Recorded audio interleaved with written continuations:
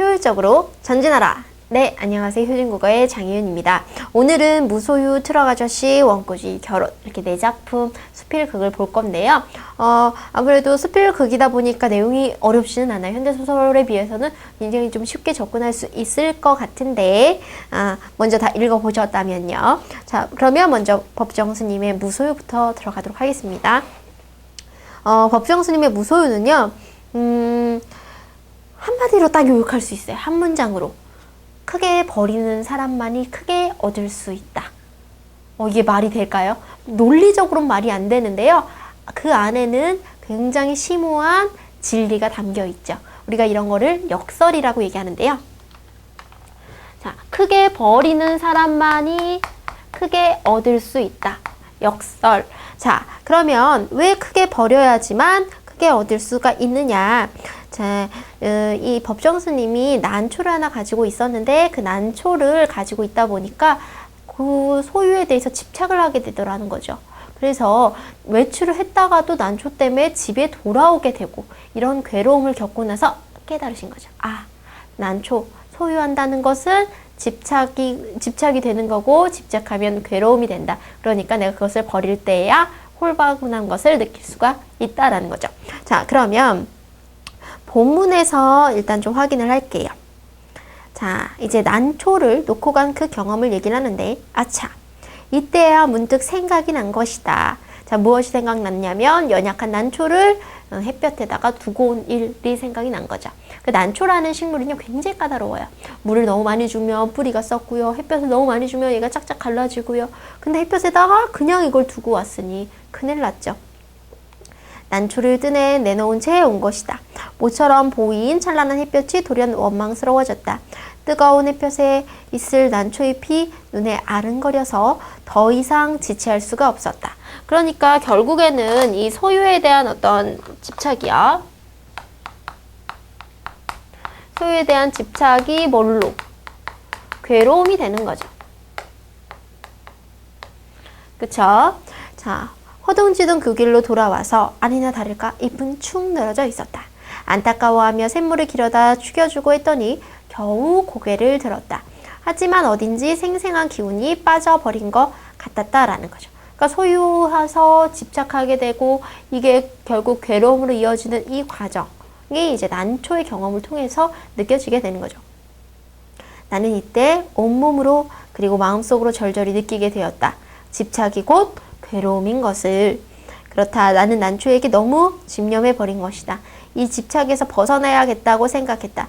난을 가꾸면서 산철 그 승가가 이제 그 승려가 이제 다녀야 하는 그 유행기에도 나는 나그네 길을 떠나지 못한 채 꼼짝을 못했다. 그러니까 모든 집착을 버려야 하는 불교도임에도 불구하고 나는 그걸 못했다라는 거죠. 그러면 이젠 집착하지 말아야겠다. 이 앞부분에 이제 그 수필은 그러니까 그 글쓴이의 체험이 드러난 글이잖아요. 나가 이제 그 난초를 선물 받았을 때 굉장히 정성으로 키우거든요. 기쁨을 느끼면서. 근데 이게 결국에는 괴로움이 되기 때문에 며칠 후 난초처럼 말이 없는 친구가 놀라왔길래 그것을 이제 그의 품에 안겨준 게 된 거죠. 비로소 나는 얽매임에서 벗어났다. 결국에는 소유에서 집착하고 괴로운 게 이게 바로 구속당한 거고 얽매임이 된 거죠. 그래서 나는 이 괴로움을 벗어나기 위해서 줬더니 뭘 느꼈다? 홀가분함을 느꼈다라는 겁니다. 이 날듯 아주 날아갈 듯한 홀가분한 해방감. 3년 가까이 지낸 유정. 이때 정이 있는 것은 뭡니까? 바로 난초죠. 3년 가까이 키웠던 난초를 떠나보냈는데 서운하고 허전하고 이런 것보다는 아주 홀가분했다. 그래서 나는 이때부터 하루에 한 가지씩 버려야겠다고 다짐을 했다라는 겁니다. 실제로 법정스님은 세상을 떠나실 때 이 내가 냈던 책인 무소유를 3년 동안만 이제 판매하고 나머지는 판매하지 말아라. 이렇게 하셨거든요. 그래서 이제 선생님도 구하지 못했습니다만 지금은 절판된 책으로 정말 이제 무소유를 실천하신 그런 작가라고 볼 수가 있겠죠. 자, 그 다음엔요, 중요한 이유는 뭐냐면 개인의 경험으로 끝나는 게 아니라 이 생각을 인간의 어떤 역사로 확대를 하시는 부분이에요. 소유욕은 이해와 정비례한다. 그것은 개인뿐 아니라 국가와의 관계도 마찬가지다. 어제의 맹방들이 오늘에 맞서게 되는가 하면 서로 으르렁대던 나라끼리 친선사절을 교환하는 사례를 얼마든지 보고 있다. 그러니까 이익에 따라서 이제 국가 간의 관계가 달라지죠. 예를 들어서 일본의 자위대 같은 문제도 원자 폭탄을 투하했던 건 미국인데 오히려 이제 이제 일본이 이제 군대를 이용해서 이제 전쟁을 하게 되는 것에 대해서 이제는 미국이 지지를 하는 입장이 됐다는 거죠. 왜냐하면 중국을 견제하기 위해서 일본과 같이 연합을 해야 되겠다라는 생각이 있기 때문에. 그러니까 과거에는 적과 적이었을지언정 지금의 현재에는 이익이 된다면 합할 수 있는 게 이제 현실의 문제라는 거죠. 만약 인간의 역사가 소유사에서 무소유사로 그 향을 바꾼다면 어떻게 될까? 아마 싸우는 일은 거의 없을 것이다. 주지 못해 싸운다는 말은 듣지 못했다. 라고 얘기하면서 간디의 말을 인용하네요. 내게는 소유가 범죄처럼 느껴진다. 그래서 간디의 말을 인용해서 이 지은이가 설득력을 막 높이는 거죠. 그 다음에 밑줄 친 부분을 볼게요. 밑에서 세 번째 줄. 자, 그래서 결국엔 이 수필이 말하고자 하는 결론은 뭐냐? 크게 버리는 사람이 크게 얻을 수 있다. 이게 바로 역설이죠. 그래서 크게 버리지만 오히려 더 많은 자유, 더 많은 홀가분함, 그 내적으로 이제 풍부한 그런 마음을 진정한 자유를 느낄 수 있다라는 그런 이제 깨달음이죠. 그래서 수필은 자신의 체험을 바탕으로 쓴 글이고 자기 고백적인 글이고 그 다음에 작가가 자신의 그 생각을 담담하게 서술하면서 신변잡기적인 내용으로 구성이 된다. 이렇게 보시면 되겠습니다. 그리고 이 글을 쓴 법정 스님이 승려이기 때문에 불교의 가르침 역시 들어가 있더라 라고 보실 수가 있겠죠. 자, 그 다음엔요, 소설가 박완서 선생님의 트럭 아저씨를 보도록 하겠습니다. 트럭 아저씨 역시 이제 수필인데요. 이게 바로 전형적인 신변잡기적인 수필 중에 하나죠. 신변잡기적이라고 하는 건 내 주변에 있는 모든 일들에 대해서 이제 적을 수 있다라는 건데, 이게 바로 수필의 하나의 특성이 되는 거죠. 자, 그러면 이 트럭 아저씨 얘기를 전체 보시면, 이분이 마당이 있는 집에 살고 있어요. 그쵸? 마당 있는 집에 살고, 이제 가끔 트럭을 몰고 오는 아저씨에게 이제 야채를, 정확히는 푸성기를 사시는 이런 지금 소박한 그 경험에 대해서 이제 쓰고 계시죠. 박완서 선생님은 선생님 개인적으로 되게 제일 좋아하는 소설가 중에 한 명인데 굉장히 소박하신 분이에요. 대소설가임에도 불구하고 20세기 한국의 여성 작가, 어떤 영향력 있는 여성 작가 하면 1순위가 이제 들어가실 텐데, 이 트럭 아저씨를 보면 곳곳에서 정말 이 사람이 누구나 이름만 알만하면 이제 되면 알만한 작가가 맞나 싶을 정도로 너무너무 겸손한 일화들이 나오고 있어요.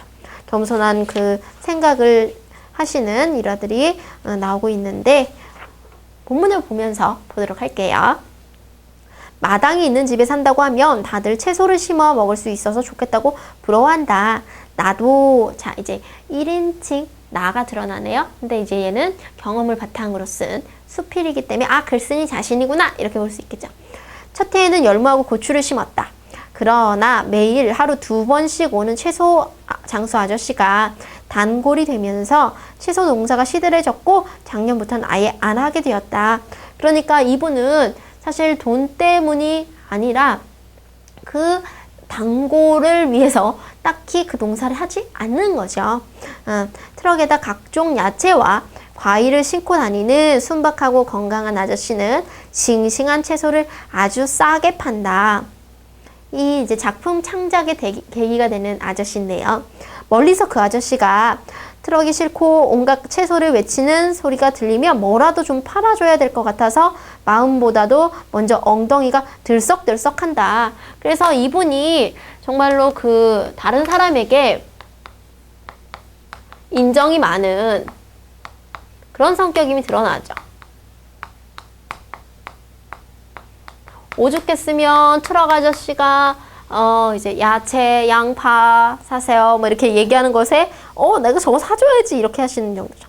그를 기다렸다가 뭐라도 팔아주고 싶어하는 내 마음을 아는지 아저씨도 손이 크다. 너무 많이 줘가지고 왜 이렇게 싸요? 이렇게 얘기하면은 아저씨는 막 웃는다고. 물건 사면서 싸다고 하는 사람 처음 봤다 하면서 막 웃는다고.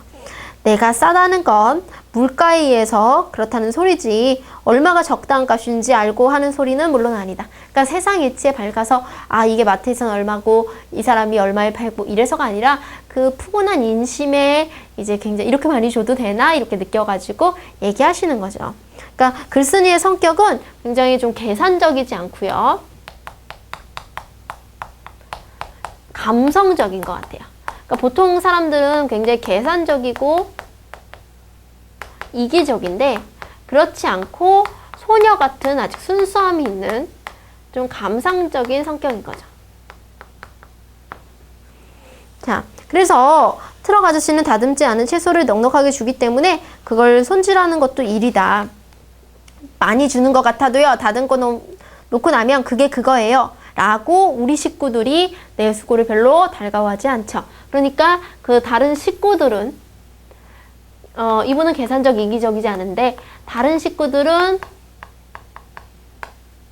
계산적이고 이기적인 사람인 거죠. 그쵸? 그래서 나는 뒤란으로 난 툇마루에 퍼져버리고, 그러니까 아주 그냥 팔다리 편하게 놓고 흙 묻은 야채 막 다듬고 콩이나 마늘 까고 이런 거는 굉장히 좋아하신다는 거죠. 아주 소박하시네요. 그런데 이분이 되게 좋아하는 게 있냐면, 이분이 좋아하는 게 있는데 그게 뭐냐면 야채보다는 바로 푸성기입니다. 야채와 푸성기의 차이는 뭐냐면 같은 건데 결과적으로 야채는 뭐랄까 굉장히 세련된 한자어죠. 그래서 뿌리채 뽑혀서 흙까지 싱싱한 야채를 보면 야채가 아니라 푸성기라고 불러주고 싶다. 그러니까 흙이 있는 상태로 아직 다듬어지지 않고 굉장히 싱싱한 그런 거를 긍정적으로 보는 거죠. 그래서 굉장히 소박한 성격이에요. 이 자연스러운 싱싱한 야채를 풍성기라면서 긍정하고 있고요. 그러면 야채는 뭐냐? 그 깨끗해서 깨끗하게 흙 다 털고 이렇게 다 씻고 나와서 랩에 탁 씌워진 거 있죠? 스티로폼에 그 담긴 야채를 보면 이거는 봐봐요. 이 푸성기는 자연적인 거죠. 그런데 얘는요 인공적인 거예요. 그러니까 이 인공적인 거는 보면 뭐라고 느껴지냐면 자연적인 어떤 그 식품이 아니라 공산품이다 라고 느껴지는 거죠. 그래서 이 공산품에 대해서는 좀 부정적인 시각을 좀 드러내고 있죠. 다들 조금씩은 마당이 딸린 땅집 동네라 화초와 채소를 가꾸는 집이 많다. 경제적인 이점은 미미하지만 청정 야채를 먹는 재미가 쏠쏠하다고 한다. 그런데 나는 약간은 부럽긴 하지만 그냥 청정 굳이 넣을 필요 있어? 그냥 농약 약간 쳤어도 잘 씻어서 먹으면 되지. 이렇게 생각하는 거죠. 그렇죠? 그러면서도 트럭 아저씨한테 불건기가 없으면 좋겠다. 굉장히 어떤 태도를 보이고 있어요? 소박한 성격에서 드러나는 것으로 봐서 굉장히 서민적인 삶의 태도가 있죠. 대작가니까 유기농 작품 유기농 식품들을 주문해서 먹으셔도 경제적으로 가능하실 것 같은데 그런 것도 찾지 않으시고 서민적으로 트럭 아저씨의 그 단골이 돼서 장사를 항상 도와주시는 거죠. 일요일은 꼬박꼬박 쉬지만 평일에는 하루도 장사를 걸은 적이 없는 아저씨가 지난 여름엔 일주일이 넘어서 안 나타났대요. 걱정했겠죠? 그런데 소문에 의하면 해외여행을 갔다는 것이에요. 그것도 여비가 많이 드는 남미 어디를 갔대요. 그럼 비행기표도 굉장히 많이 들고 한 1,000만 원 드셨겠나? 그런 말을 퍼뜨린 이는 조금은 안이 꼽다는 말투로 말했어. 왜? 트럭 아저씨는 여행 가면 안 돼요? 근데 약간 그런 게 있는 거죠. 그렇게 비싼 데를 가고 말이야. 돈 많이 버셨나 보다. 이런 식으로 약간 꼬는 거죠. 그런데 이 사람은 다르게 생각해요. 그 아저씨야말로 마땅히 휴가를 즐길 자격이 있는 적격가가 아니었을까? 라고 얘기하면서 이 트럭 아저씨에 대해서 옹호하고 있죠. 왜냐면 트럭 아저씨는 어떤 사람입니까? 땀 흘려서 성실히 일한 사람이죠. 그래서 누구보다 땀 흘려 성실히 일한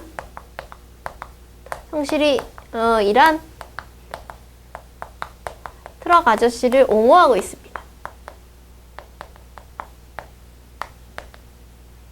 그러니까 충분히 자격이 있다라고 하는 거죠. 근데 트럭 아저씨는 나를 쭉 할머니, 할머니라고 했는데 어느 날은 존경스러운 눈으로 보면서 선생님 이렇게 얘기했다는 거죠.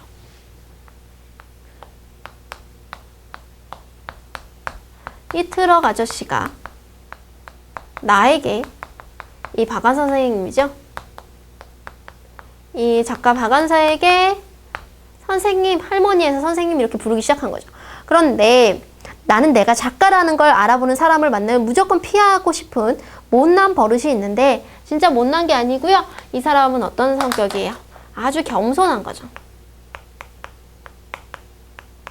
그러니까 이게 수필은 곳곳에서 글쓴이 성격이 계속 드러나요. 겸손하기 때문에 나는 피하고 싶은데 그에게 직업이 탄로난 건 싫지가 않았어요. 순박한 표정에 고지곳대로 나타난 존경과 애정을 뉘려서 거부할 수 있겠는가. 내 책을 읽은 게 아니라 텔레비전에 나온 걸 보았다고 했다. 혹시 책을 읽을 새가 있어요? 그랬더니 아유 웬걸요. 신문 읽을 새도 없어요. 라고 수줍은 듯 미안한 듯 어려서 저 하늘에도 슬픔이를 읽고 외로움을 달래고 살아가면서 많은 힘을 얻은 이야기를 했다. 그러니까 저 하늘에도 슬픔이는 이제 동화인데 그걸 읽으면서 굉장히 좀 감동받았다라는 거 얘기를 하면서 선생님도 저 하늘의 슬픔이 같은 걸작을 쓰시길 바라겠어요. 이렇게 얘기를 해요. 이 저 하늘의 또 슬픔이 그 작품보다도 박완 선생님은 이미 더 훨씬 대단한 소설들을 남기고 가셨고 그 대단한 소설들에 이 작가보다 훨씬 더 저명하신 분임에도 불구하고 이렇게 얘기한 게 사실 좀 우스운 상황이죠. 그리고 어떻게 보면 아니 이 사람이 무식해도 정도가 있지 나한테 지금 뭘 하라는 거야 라고 좀 화를 내실 만도 한데 이분은 굉장히 지금 그 얘기를 듣고 어떻게 생각했냐면 지금 그 어렸을 때 읽은 그 책 한 권이 이 중년의 고단한 남성에게는 굉장히 큰 위로가 되고 있구나. 그럼 그 책이 정말 좋은 책이구나. 라고 이제 느끼시는 거죠. 그래서, 이 부분은, 지금 그 아저씨가 나에게 이제 덕담하는 부분 있죠? 트럭 아저씨의 덕담 부분. 덕담은 두 가지 의미를 지니고 있죠. 첫 번째, 트럭 아저씨가 아주 순박하고 따뜻하다.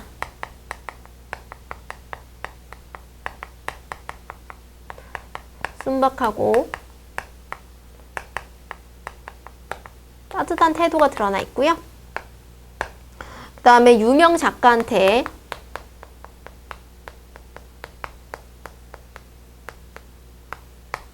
그 아이의 일기, 저 하늘의 슬픔이 그것도 아이의 일기거든요.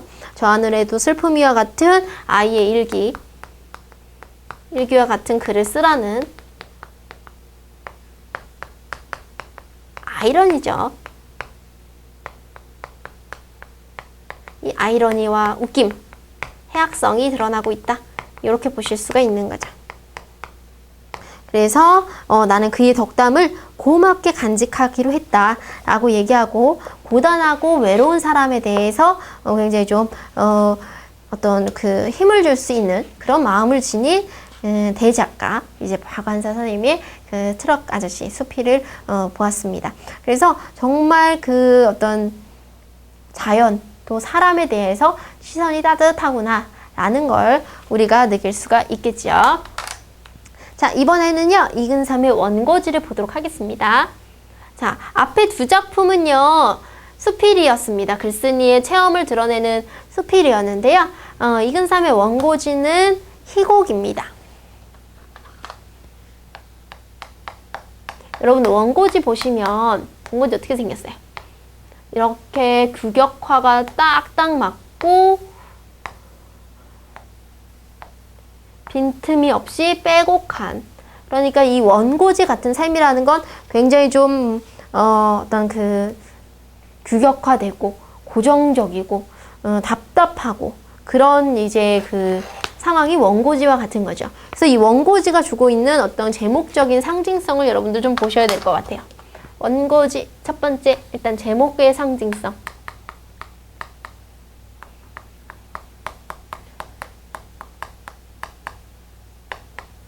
자, 첫 번째는요, 이 지금 원고지에 나와 있는 인물이 바로 교수인데요. 이 교수가 번역을 해서 먹고 살아가요. 그래서 이 교수의 생활수단, 그 생활수단을 의미하기도 하고요.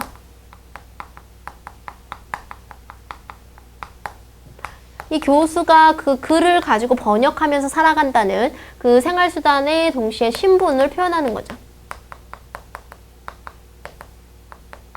자, 이제 두 번째는 이 사람이 원고지와 같은 그 옷을 입고 이렇게 나타나게 되는데, 결국에는 이게 지금 가족 안에서 거의 소통이 안 되는 걸 여신이 보여주고 있다라고 할 수 있거든요. 아직 가족 관계는 소개하지 않았습니다만, 먼저 선생님이 간략하게 얘기를 하면요. 이게 현대의 단절된 의사소통을 상징한다라고 볼 수 있어요.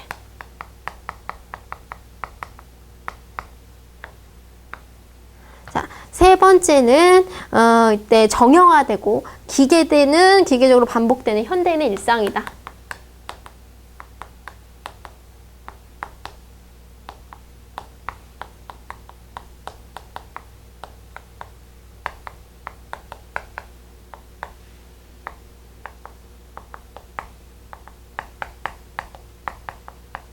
요렇게 지금 원고지를 보실 수가 있습니다.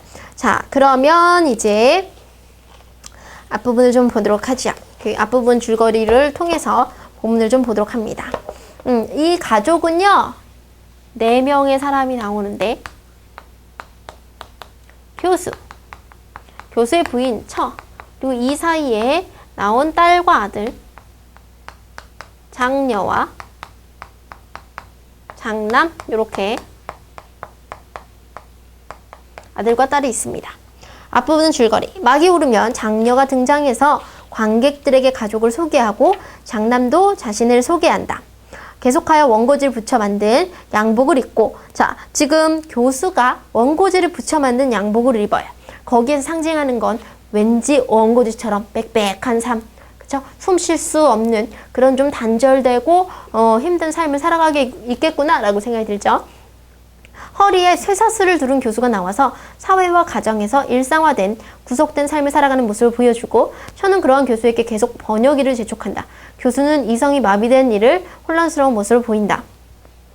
자, 그래서 처는 교수에게 번역을 하라고 계속 권하는데, 번역을 해야 되는 이유는 뭐 때문일까요? 바로 돈이죠. 그러니까 처한테는 남편이 돈벌이의 수단이 되는 거죠. 왜 가끔 뭐 내가 돈 버는 기계야 뭐 이런 그 드라마에서 이런 그 아버지들의 서글픈 대사가 들리는데, 교수가 진짜 그렇게 생각하겠죠. 그런데 문제는 처가 이렇게 얘기하는 건, 이 장녀와 장남도 어머니에게 요구하는 게 바로 뭡니까? 돈이라는 거죠. 자, 그러면 이제 교수가 신문을 읽는 그 장면부터 보도록 할게요.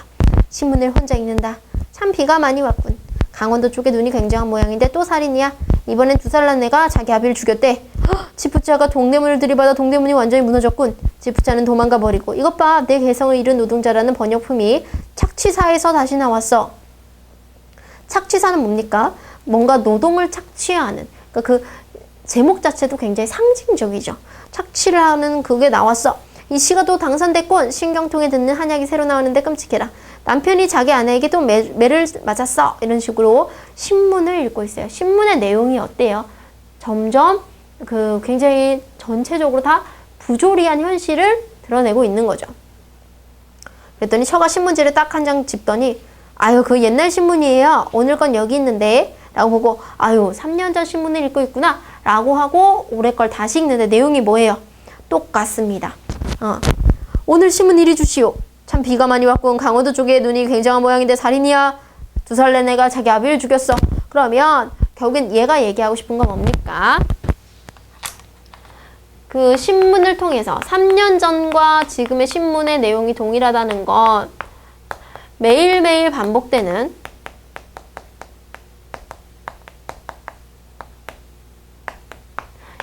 현대인의 일상에 대해서 얘기를 하고 있는 거죠. 별다를 게 없다. 굉장히 지루하고 반복적이고 규격화되어 있다라는 겁니다. 자, 그러면서 이제 중략 이후에는 교수에게 번역을 강요하는 뭐가 나오냐면 감독관이라는 인물이 나와요. 감독관은 이렇게 돼 있네요. 얘는 계속 번역만을 독촉하는 거죠. 그런데 이 교수는 그 번역에 대해서 독촉해도 그냥 순응합니다. 왕고 뭐 이렇게. 그러니까 거의 막 이제 잠깐 풋잠을 자는 교수한테 이제 회초리를 막 휘두르면서 막 그 감독관이 교수를 깨워가지고 번역을 하라고 왕고 막 소리 지르고요. 이 교수는 일어나서 네, 곧 됩니다. 독촉이고 막 이러면서 독촉을 당연히 받아들이면서 됩니다 라고 이제 얘기를 하는 거죠.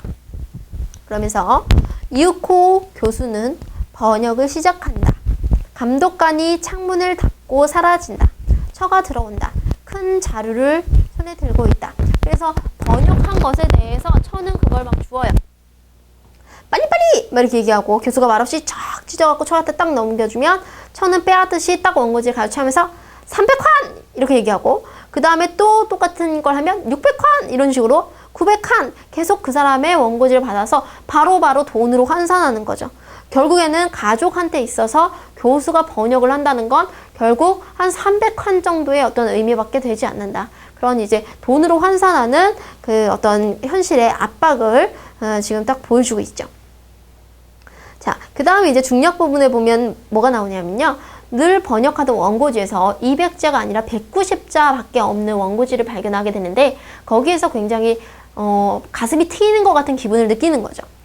왜 이렇게 마음이 트이지? 라고 생각을 하다가 누구를 만나냐면 천사라는 인물을 만나요. 이 천사는 누구냐? 과거에 교수가 가졌던 정열이 환생이죠. 오라, 생각이 나는 것 같아. 바로 그거야. 그랬더니 천사가 뭐라고 얘기하냐면 나를 잊은 줄 알았어요. 교수가 분명 그래. 아직 잊질 않았어. 나의 희망, 나의 정열의 옛 모습이야. 천사, 네가 내가 잃어버린 현실에 쫓겨서 내가 과거에 지니고 있었던 꿈과 정열, 잃어버린 그게 바로 너구나. 이렇게 생각하죠. 교수가 이렇게 얘기해요. 언제 어떻게 돼서 당신과 헤어졌는지 모르겠다. 나에게는 불타는 정열이 있었어요. 그래요, 생각이 납니다. 밤을 새워가며 아름다움을 노래하고 진리를 위해 온 생애를 바치겠다고 떠들던 꿈 같던 시절이 있었습니다. 당신은 왜 나를 버렸어요? 라고 교수가 그 천사에게 얘기를 하죠. 그랬더니 천사가 당신이 나를 떠났죠. 나는 당신을 돕고 싶습니다. 그러나 이미 늦었어요. 나한테 되돌아오기는 너무 늦었어요. 천사가 나타났지만 교수가 그 현실에 대해서 순응할 수밖에 없기 때문에 이 사람의 열정을 살리는 건 어렵다라고 자포자기하는 거죠. 내 꿈을 도로 찾아주십시오. 생각할 힘을 주십시오. 요즘은 통 사고할 수 없어요. 이때 사고는 사죠. 생각할 수 없어요. 라고 했더니 사고할 필요가 없어요. 이미 사고가 난 걸요. 같은 사고지만 단어 뜻이 다르죠. 이런 것을 동음이어라고 한대요. 동음이어에 의해서 말장난하는 이 부분은 언어 유희가 되겠죠. 그러면서 이제 그 절망적 상황만을 남겨두고 이제 천사는 사라지게 되고 다시 감독관이 원고를 번역하라 라고 이제 독촉하며 이 극의 본문이 선생님이 끝나게 되는 거죠. 선생님이 실은 이 글의 본문이 끝나게 되는 겁니다. 자, 그래서 지금 전체적으로 설정은 굉장히 과장됐죠. 그런데 그걸 통해서 드러내고 싶은 건 뭡니까? 현대인의 일상이 그만큼 무의미하고 지금 장녀와 장남 부분은 지금 나오지 않았지만 이 장녀와 장남하고도 교수가 소통이 없어요. 그냥 이 얘네는 저한테 돈 얼마, 공책 얼마, 이런 식으로 계속 물건과 가격을 얘기하거든요. 그래서 가족 간에도 굉장히 좀 단절된 인간관계. 그리고 이제 그 처가 교수에게 원하는 것은 번역을 해서 돈을 받기를 바라는 그런 거기 때문에 지금 그 전체적으로 가족 공동체를 보여주면서도 가족 공동체의 유대가 상실된 그런 어떤 현대의 상황들을 보여주고 있는 작품인 거죠. 자, 그래서 이제 부조리한 현실을 보여주고 있다라고 얘기해서 우리가 부조리 극이다라고 얘기할 수 있고 현대 사회에 대한 어떤 비판적인 시각을 드러낸 풍자적인 작품이다 이렇게 얘기할 수가 있겠습니다. 자, 이제 마지막 작품은요, 이강백의 결혼입니다. 선생님이 어제 그 화면을 다큐였나요? 예능이었나? 잠깐 봤는데 어떤 배우가 이강백의 이 결혼이란 작품을 보고 자신이 배우가 되기로 결심했다라고 얘기를 하더라고요. 그 마지막 대사가 너무 멋있어서 정말 나도 저런 대사를 말하는 사람이 되어야지라고 생각을 했다는 거죠. 자, 결혼의 이강백의 결혼은 등장인물도 별로 없습니다. 남자가 나오고요. 여자가 나오고요. 하인이 나옵니다. 남자는 부자는 아닌데 부자인 척하고 여자를 꼬시게 돼요. 그런데 사실상 부자인 척 하려고 그러면 뭐 시계도 빌려와야 되고 뭐 구두도 빌려와야 되고 여러 가지를 빌려와야 되죠. 그래서 한정된 시간 동안에 그 부자인 것처럼 빌리기 위해서 그 모든 이제 그 소품을 빌려오는데 그 빌려온 걸 시간이 되면요 하인이 물건을 가져가요. 그쵸? 그래서 하인이 결국에는 그 물건을 하나씩 가져가다 보니까 나중에는 어떻게 돼요? 남자가 빈털터리 이미 드러나는 거죠. 근데 이 여자는 엄마가 아빠랑 결혼했는데 아빠가 사기꾼이었다는 거죠. 사실은 아빠도 재산이 많은 것 같았지만 엄마가 알고 보니까 그렇지가 않더라. 그래서 얘는 좀 있는 사람과 결혼을 하고 싶었는데 그렇게가 안 됐고 결국에는 이 남자가 자기가 아무것도 없는 사람이라는 것을 고백하죠.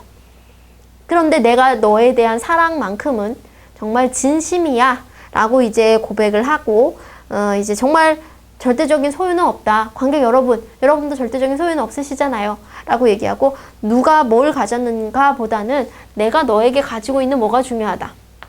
사랑이 중요하니까 사랑을 받아줘 라는 거죠. 근데 여자는 거절하고 돌아가요.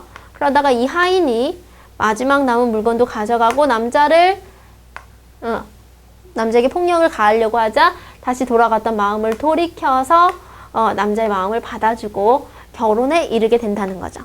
그러니까 지금 현실적으로 요즘도 굉장히 좀 뭐 결혼을 했다가도 이런 그 혼수라든지 뭐 재산 문제 때문에 이혼을 하고 또 이런 사람들 많은데 현대인에게 중요한 것은 어떤 소유하는 사랑이 아니라 헌신적인 사랑이다. 이런 것들을 좀 메시지를 남기고 싶어서 이런 설정을 하고 희곡을 쓴 거죠. 자, 그러면 본문을 좀 보도록 하겠습니다. 이젠 뒷부분입니다. 여자와 남자가 사랑에 이르게 되는 그 부분인데요. 여자 얼굴을 외면한 채 걸어간다.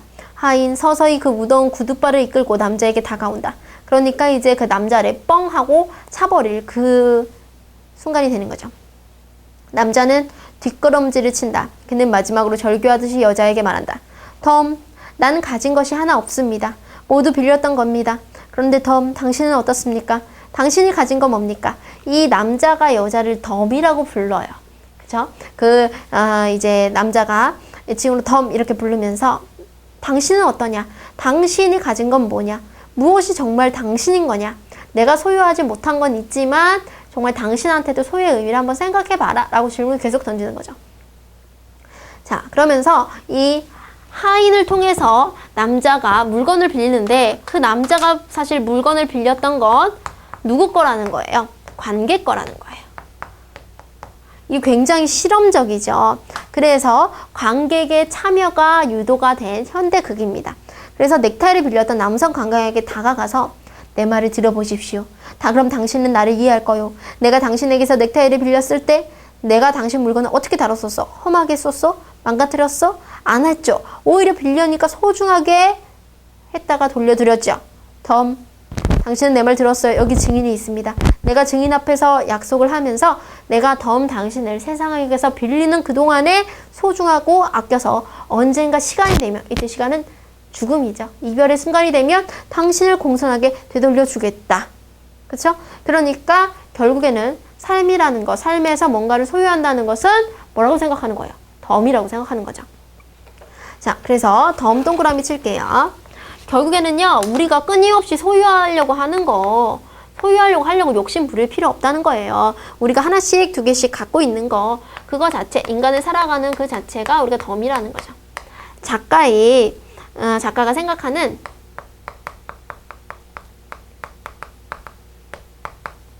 인생의 본연적인 가치, 본질적인 가치, 그걸 우리는 덤이라고 할 수 있는 거죠. 남자, 하인의 구둣발에 걷어 차인다. 여자 더 이상을 참을 수 없다는 듯 다급하게 되돌아와서 남자를 부축해 일으키고 포항한다. 결국에는 남자의 말에 설득이 당하고 결혼하게 되는 거죠. 그만해요. 이제야 날 사랑합니까? 그래요. 당신 아니고 또 누굴 사랑하겠어요. 어서 결혼하러 갑시다. 구둣발에 차이기 전에. 이래서 어머니도 말짱한 사기꾼과 결혼했었다는데. 그러니까 아버지랑 결혼했던 걸 이렇게 비유하는 거죠. 어서 빨리 갑시다. 네, 어서 가요. 그래서 진정한 사랑은 뭘까? 그리고 소유는 뭘까?에 대한 어떤 메시지를 관객과 이제 그 독자에게 던지고 있는 거죠. 그래서 중요한 건 뭐냐면 보통의 경우 무대와 관객이 이렇게 구별이 돼 있는데 무대와 관객이 특별히 구별되지 않고 관객이 참여를 하게 되고 이 남자에게 물건을 빌려줄 때 하인을 통해서 관객이 실제 물건을 빌려주게 된다는 거죠. 그러니까 절대적인 소유가 중요한 게 아니라 우린 모든 것들이 잠시 빌린 것이다. 그래서 무엇을 가졌는가를 따지지 말고 상대에 대한 어떤 진정한 사랑을 통해서 결혼에 도달해야 된다라는 어떤 메시지를 전달하고 있는 작품이다 라고 보실 수가 있습니다. 자, 여기까지가요. 지금 우리 현대소설, 정확히는 현대산문이죠. 현대소설 플러스 수필극 작품까지를 보았습니다. 여러분들 전체적으로 숨가쁘게 달려오시느라 너무 많이 쓰셨고요. 그 다음 강좌에서 우리가 현대 산문에 대한 어떤 전체적인 내용을 문제를 풀어볼 텐데요. 일단은 전반적인 내용을 쭉 복습을 하시고 또 이제 부분만 읽었을 때 좀 정리가 안 되는 부분들도 분명히 있을 거예요. 그런 부분들은 원문을 찾아서 읽어보시면서 내용을 정리하시고요. 다음 시간은 문제를 풀어보신 다음에 이제 그 해설 강좌를 통해서 만나 뵙도록 할게요.